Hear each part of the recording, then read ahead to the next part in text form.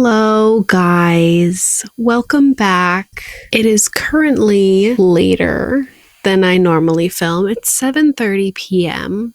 hence the different lighting situation. I just put my kids to bed. Figured I would do a little March TBR video for you guys. Where we live, it is February vacation, so it is hard for me to film during the day because I have both of my kids awake and wanting my attention at all times, hence filming at night. Oh gosh, guys, I have so many books on my TBR that I want to get to that I was thinking about this video and I just am having such a hard time picking books. I do also have another video planned that I'm going to be reading a couple books for. I think I am still going to pick 8 books today, but because I have other videos planned and those books for those videos won't be in this video, I already know I will not get to all 8 of the books that I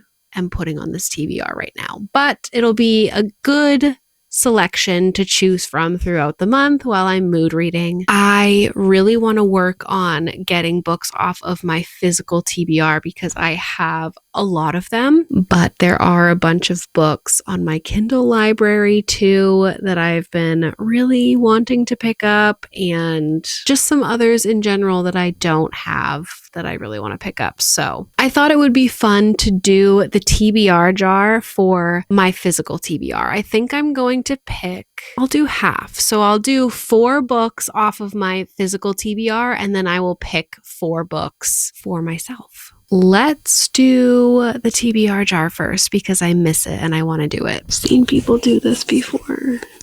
Guys, so cute. It's like a little flower. I just need my hands, and I like this mic more than my camera mic. Hopefully you can hear me. All right, let's pick our first prompt for our physical TBR. So again, I'm going to do 4, and then I will pick 4 on my own. A spiritual book. Okay. I just have so many others that I would like to get to ahead of that, but I really have been wanting to pick up Ask and It's Given by Esther and Jerry Hicks. My sister read this and gave it to me to read, and then she moved away and never took it back. So I have been meaning to read this for a long time. It looks like she has some annotations in here, actually, which is kind of fun. This is obviously nonfiction. If you don't know who Esther Hicks is, she channels Abraham. Yeah, I won't go too into it because I know not everyone is like a spiritual weirdo like me, but basically this is a book about manifestation channeled by Esther Hicks. Okay, next up. Book with a 1-word title. Does the count if it's the something? I'm just currently going through and finding the books that I have that are only 1 word. I actually have a lot more than I expected right now. Okay, guys, these are all of the books that I have that are only 1 word, which is insane. That's an insane amount of books. I did not realize. I thought that would be a hard prompt. We're just gonna real quick rapid fire these. We have Rebecca. We have Emma, another classic. Do these count because they're names? Then we have Scythe. We have Piglet, Dragon Fruit, Her, Priest, Wildwood, Cackle, Verity, and Circe. Okay.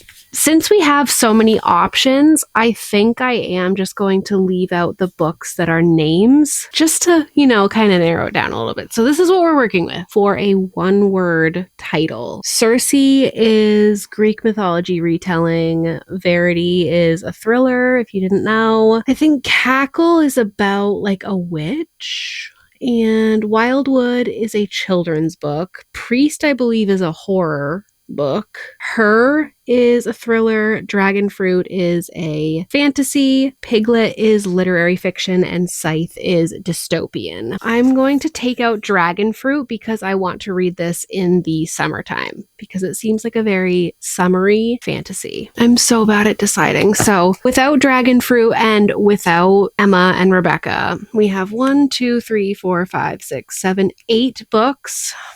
Let's have Siri pick. Pick a number between 1 and 8. 7. 7. Priest. Okay. I'm kind of nervous. Ireland, awash with cash and greed, no longer turns to the church for solace or comfort, but the decapitation of Father Joyce in a Galway confessional horrifies even the most jaded citizen. Jack Taylor, devastated by the recent trauma of personal loss, has always believed himself to be beyond salvation. But a new job offers a fresh start, and an unexpected partnership provides hope that his one desperate vision of family might yet be fulfilled. An eerie mix of exorcism, a predatory stalker, and unlikely attraction conspires to lure him into a murderous web of dark conspiracies. The specter of a child haunts every waking moment.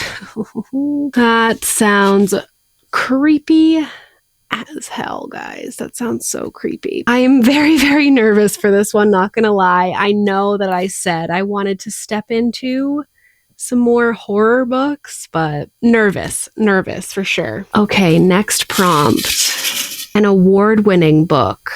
Ooh. An award-winning book. How am I supposed to know if it's award-winning? I mean, I guess some books have it like on their cover. I don't know if I have any. Okay, I'm just gonna grab some that I have been interested in and see if any of these have won awards, I guess. Does like a bestseller count? Probably not. I found one, and this has been on my mind for a long time now, like months, so I really want to get to it, and that's 1,000 Splendid Suns by Khaled Hosseini. This one, Best Books for Young Adults. I don't know. Who gave that award? Yeah, I don't know where that information even came from. I'm just gonna pick this, guys, all right, because in the book world, this is award-winning. This is the short Google summary that I found. Miriam, an illegitimate teenager from Herat, is forced to marry a shoemaker from Kabul after a family tragedy. Layla, born a generation later, lives a relatively privileged life, but her life intersects with Miriam's when a similar tragedy forces her to accept a marriage proposal from Miriam's husband. Okay. Interesting. I don't know why, but this has just been on my mind, so I'm very excited to put it on my TBR. This is going to be the last prompt, and then I'm going to tell you some books that I'm going to pick for myself. Go buy a new book. No, I'm going to skip that one, guys, even though I love that prompt. I'm trying not to buy books. A book with a black cover. That I can do. Okay, these are the blackest covers that I have, guys. We have The Night Circus, Hour of the Witch, Immortal Longings, The Familiar, The 7.5 Deaths of Evelyn Hardcastle, and Verity. Question is, am I going to pick by which one I'm most excited to read or which one is the most black?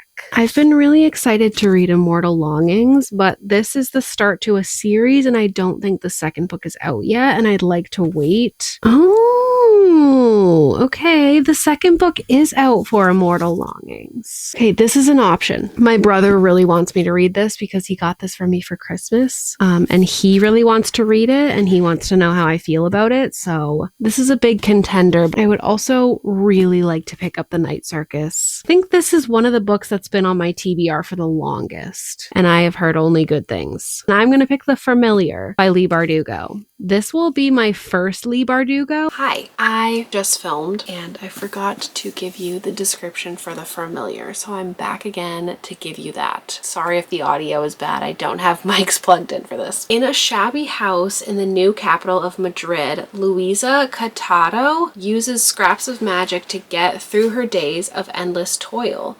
But when her scheming mistress discovers her scullion is hiding a talent for little miracles, she demands Louisa use those gifts to win over the royal court. Determined to seize this chance to better her fortunes, Louisa plunges into a world of power-hungry nobility, desperate kings, holy men, and seers, where the lines between magic, science, and fraud blur. With the pyres of the Inquisition burning, she must use every bit of her wit and resilience to win fame and hide the truth of her ancestry, even if that means enlisting the help of an embittered immortal familiar whose own secrets could cost her everything. That sounds so freaking good, you guys. So freaking good. Okay, next I'm going to go through a few books that I just want to pick up myself. I am in the middle of a few series, so I'm going to continue a couple of those series. The first one being Oathbound by Tracy Dion. This comes out in early March, and I will be reading it as soon as possible because this was my favorite series and favorite books of last year. I'm very, very, very excited for this. Next, I have Harry Potter and the Order of Phoenix. This is a reread, but I have been absolutely loving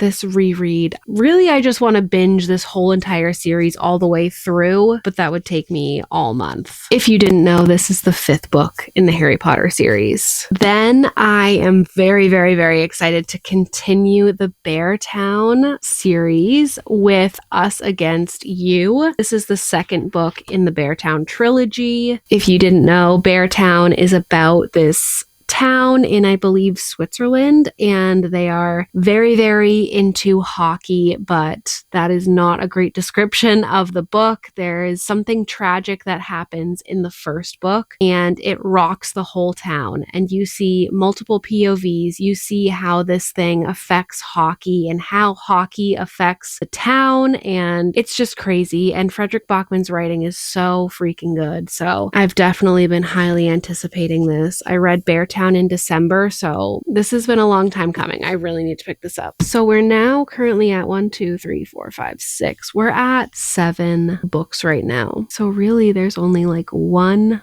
book for me to pick that's like a free choice book. And I'm going to pick from my Kindle, but that's going to be very hard. Actually, you know what? No, it's not.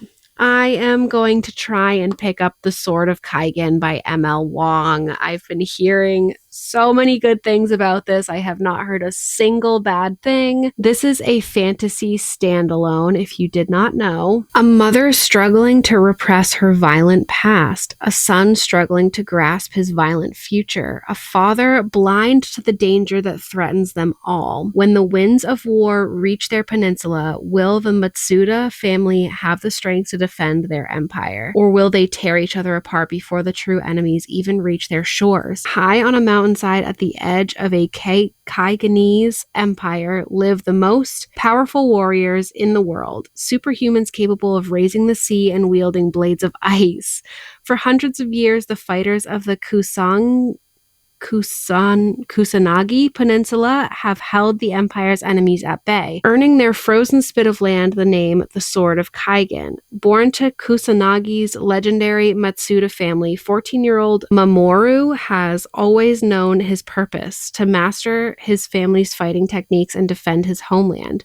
But when an outsider arrives and pulls back the curtain of Kaigen's alleged age of peace, Mamoru realizes that he might not have much time to become the fighter he was bred to be. Worse, the empire he was bred to defend may stand on a fountain of lies. Misaki told herself that she left the passions of her youth behind when she married into the Matsudo house. Determined to be a good housewife and mother, she hid away her sword along with everything from her days as a fighter in a faraway country. But with her growing son asking questions about the outside world, the threat of an impending invasion looming across the sea, and her frigid husband grating on her nerves, Misaki finds the fighter in her clawing its way back to the surface. Oh my gosh! That sounds absolutely amazing, you guys. That's everything I want. I'm so excited to pick that up. These are the books that I'm going to be reading in March. I'm very, very, very excited for this TBR. Cannot wait. I would love to know if you guys have read any of these books. Did you like them? Did you not like them? Are they on your TBR? I want to know everything that you have to tell me. But until next time, guys, Bye!